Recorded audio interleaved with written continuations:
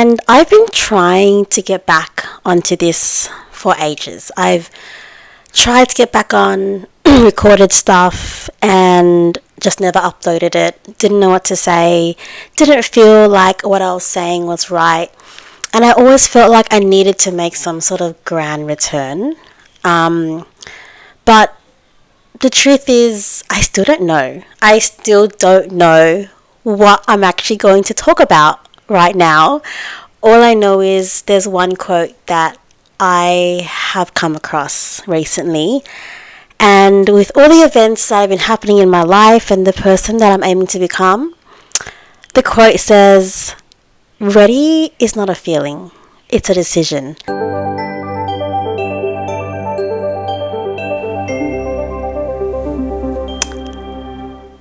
Alrighty guys, hi, hello, this is truly happening. It has been a really long minute, and honestly, I'm here.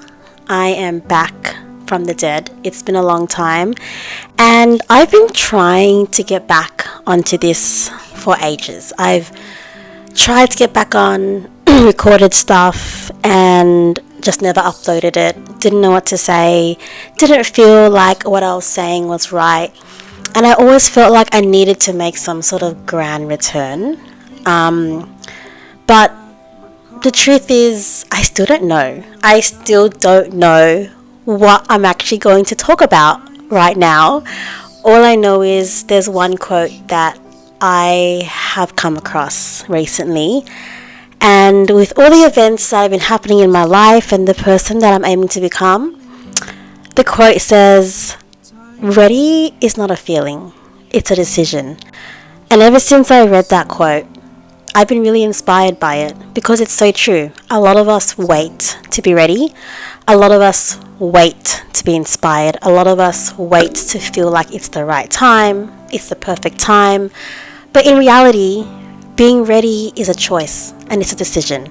So today, on the last day of May, if anything, I have decided that I am ready to come back to the world of YouTube and do what I love doing. And that was sharing insights of things that I know, giving advice, being a helping hand to people, using my voice in the highest form of a way that I can.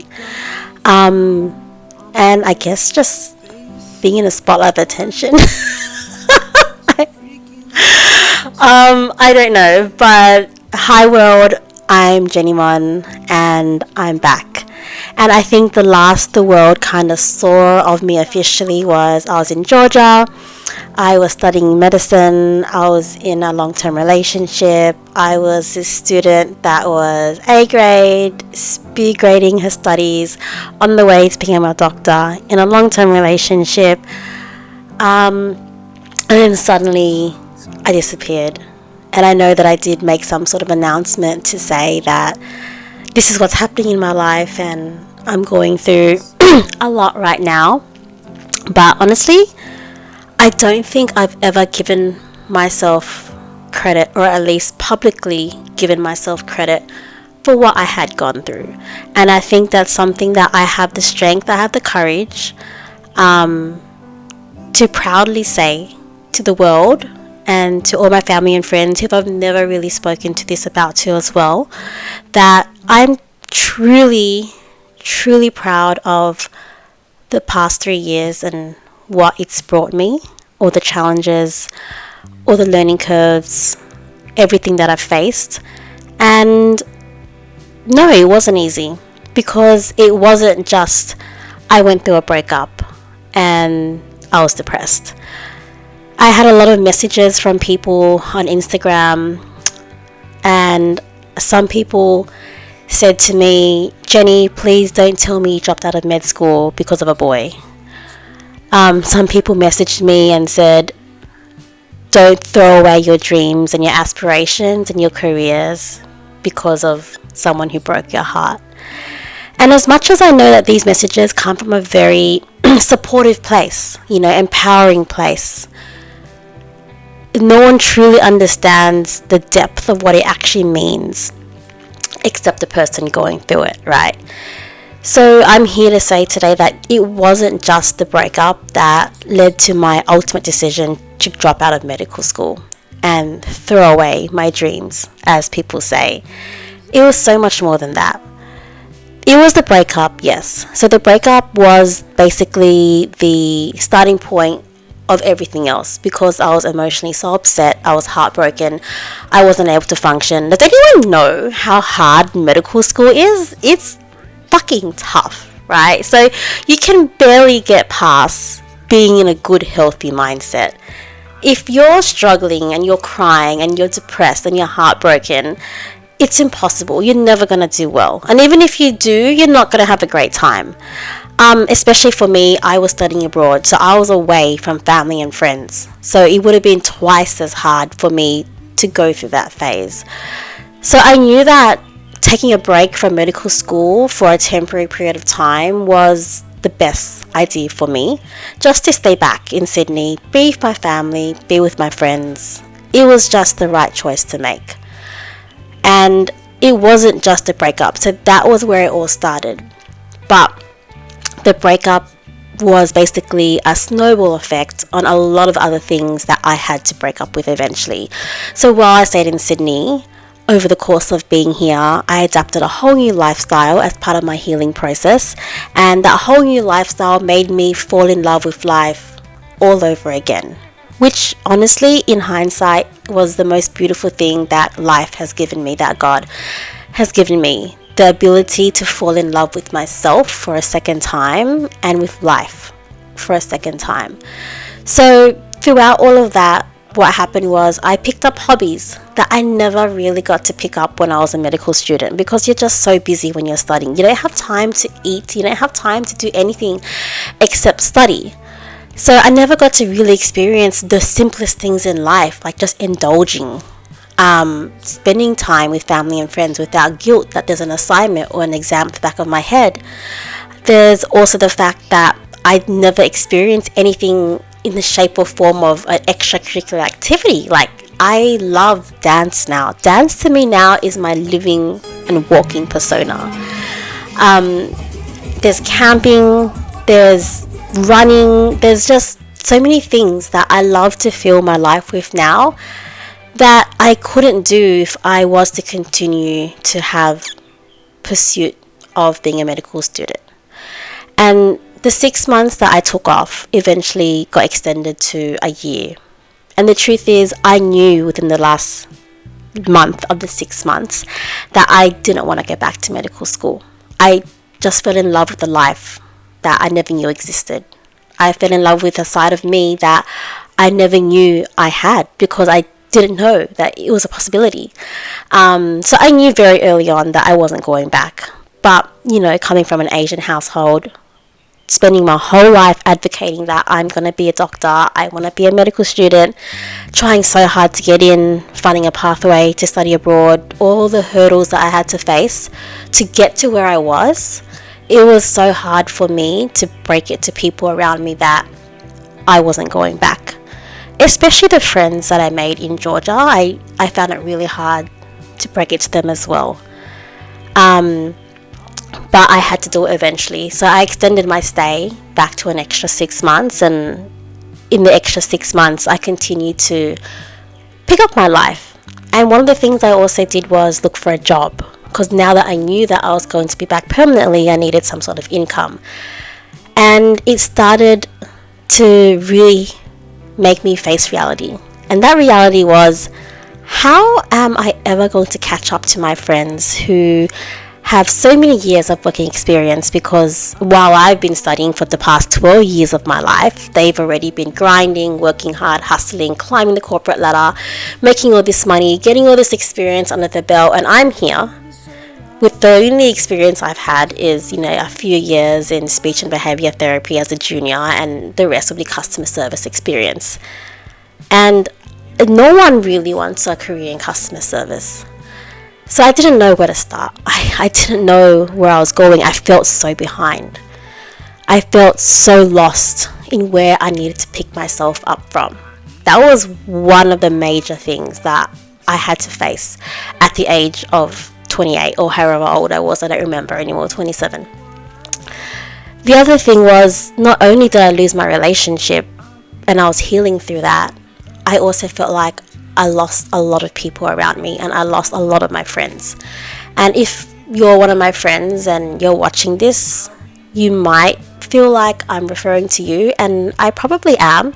I'm referring to a lot of people in my life at that current time, and I have nothing against you guys at all. This is just a part of me that needs to come out, and it's just because when you form relationships, when you make friends, a big part of that connection is being able to share common interests and hobbies.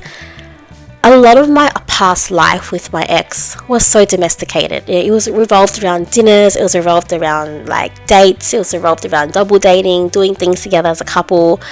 And I felt like when I became single, all my friends continued to be very, very well deep into their domesticated long-term relationship lives. A lot of them were getting engaged, getting married, having the second child or whatnot, and I just couldn't relate anymore. Not only could I not relate, but they also could not relate to all the things that now excited me in my life, and that's okay. It took me a while to accept that that's totally okay, and that was me coming from a very tender place of vulnerability and pain, because when you're going through something, you kind of want people around you to be there for you. You kind of want people around you to nurture you and be there for you, and I wasn't getting that because the lifestyle I was now living was not really relative to the lifestyle that my friends continued to have. And I took that personally. I resented my friends for quite a bit. I felt like they weren't being good friends. I felt like I was on my own. I felt like I had to like forget and move on, break ties, all these things. And of course, someone who's so broken at the time, these things are so easy to manipulate your mind and how you feel. And yeah, so because of that, it wasn't just the breakup that was breaking me. It was being lonely. It was feeling like I lost everyone around me. That included my mom. That included my relatives, because I feel like no one understood me. My mom didn't quite understand what I was going through. And when you're going through something that's that deep, no one really does. And I guess at the end of the day, no one ever will. It's a story that you walk on your own. And it's a story that only you can ever truly be the character of and truly feel. But what I'm trying to say is, when I was healing through all these things, it wasn't just the breakup. It was a loss of identity. Because who was Jenny? Now that I'm back in Sydney, now that I've given up my medical career, my 2 degrees that I used 12 years of my life to get into medical school, all that I ever knew was thrown away. Who was I? What was I going to do with my career? How am I going to make a living? And I had the biggest dreams. I still do. And where do I start? I was so lost. I was so intimidated. I was so worried. I was so afraid that I was falling behind in society. Then I felt lonely. I didn't have friends around me that I felt like I could lean on and support. I did make new friends along the way, and the life that I live now, a lot of my friends are quite new friends. A lot of my friends that celebrated my 30th with me don't know the person that I was prior to 3 years before. And a lot of the friends that knew me prior to 3 years before always tend to say, Jenny, you've changed so much. Who are you? Not in a bad way, in a good way, but that just shows radically how much I have evolved as a person. I actually named my 30th birthday Jennimon's Evolution, which I thought was quite creative, like a play on words, like Pokemon evolving, but I have evolved as a person. I was quite proud of that. But yeah, so it was everything together. It was the loss of the love of my life. It was the loss of friends, and it was the loss of identity. I was just a shell. I was a shell walking this earth, not knowing what my next step was, not knowing what I wanted to do, not knowing my direction. And you know how hard it is to live like that every day, to go to bed and to wake up with no direction in your life. It's unbearably difficult. So the first year of my healing was extremely painful. It was extremely lonely. And I must say, I think I cried myself to bed for the first 6 months. But the thing that truly got me through everything, and this sounds so cliche, was one day I woke up. And this was about the 6-month mark. And I woke up and a thought in my head just said to me, Jenny, it's been 6 months. It's been 6 months of you crying over someone who doesn't deserve you. It's been 6 months of you wasting time in your life, and time is a currency that you will never get back. It's been 6 months since you've put your dreams, your goals, your aspirations on hold. And how much longer are you actually going to let this play on for? And somehow it was as if an angel or God just showed me the light that day. And I got out of bed and I told myself enough is enough. And from that day onwards, my mindset completely changed. And one thing that I learned was surrendering to faith, surrendering to not knowing. I always found not knowing what my next step was to be a weakness. I always found not knowing what was going to happen to be a bad thing. But when I decided that day to surrender to not knowing what's going to happen, to not knowing what my future brings, but trusting in the process at the same time, all my power came back and I was reborn. And it was the most painful, the most difficult journey from that point onwards. But day by day, month by month, year by year, I was healing myself, for myself, by myself. And here I am today, the most powerful, the most empowered, and the greatest version of me I have ever seen in my 30 years of life. And I'm so proud of the person that I've become. I'm so proud of what I had to come out of, because not everyone has the courage and the bravery to drop things they've worked hard for to start a fresh life. Not everyone has the courage to change career paths, even knowing that the path they're currently on makes them miserable. A lot of people hold on to a lot of things just because of comfortability and safety. So I recognize this in myself, and it's something that I love to inspire in other people as well. I know a lot of my channel was about medical school, was about studying abroad, was about a lot of things, but moving forward, I am using this space, I'm using my voice to help inspire people to not be afraid of change, to not be afraid of challenges in life, to truly believe in themselves. And one of the things that I've picked up along this journey is I've become a mental health speaker for Black Dog Institute, where I go around to different schools, I share my story, and I uplift and I really inspire teenagers in schools to practice mental health. And not only that, to not be afraid of change, using myself as an example. I've also now been registered to speak for Beyond Blue and share my story about lupus, and how it's gotten me here and how I've overcome my demons through mental health and through faith. And it's been the most rewarding thing that I've done. So one thing that I wanted to talk about before I wrap up this really random video today is change. And change is the essence of everything. Change is what got me here to where I am today, because I took the decision to change my life when I dropped out of med school. I took the decision to change my life when I no longer wanted to return back to a relationship that definitely I felt didn't deserve me. And I took the chance to change my reappearance on this channel today, because ready is not a feeling, but it's a decision. And if you're watching this and you feel like you're kind of stuck, somewhere, you can't move forward, or you're afraid, all I can really say is it's okay to be afraid. Along the journey of mine, there was not a moment I wasn't afraid. I'm still afraid. Like, I'm going through things right now that I'm afraid of every single day. But the biggest difference is when you let your fear of things you're afraid of stop you from doing the things that you want to do. Being afraid doesn't mean you can't do it. Being afraid means you do it. You just feel the fear at the same time.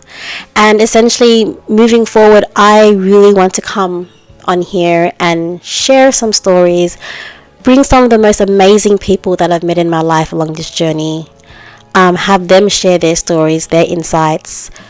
I also want to talk about connection and relationships. It's going to be really a nice mixed bag of things.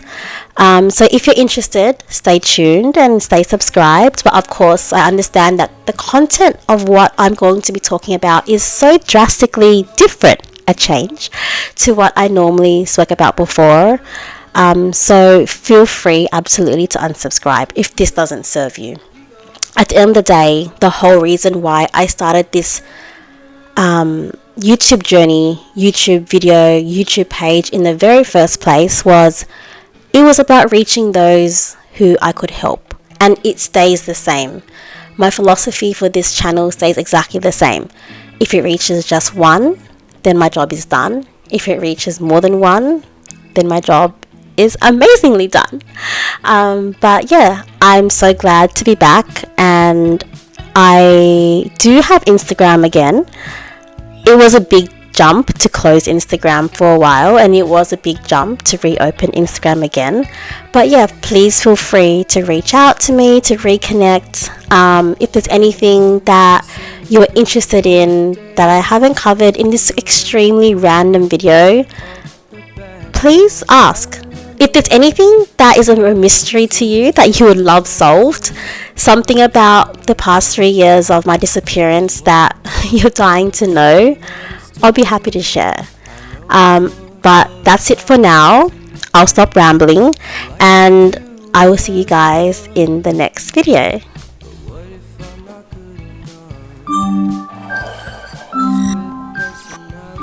Oh, I also would just like to add a few points.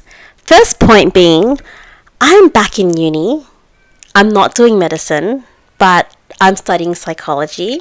So not too far from medicine. Second point is, I'm engaged. No, I'm joking. I'm not engaged. I bought this ring for myself, and it's a promise ring for me to stay strong and to never settle for less. But I'm very much still single. But that was it. Goodbye.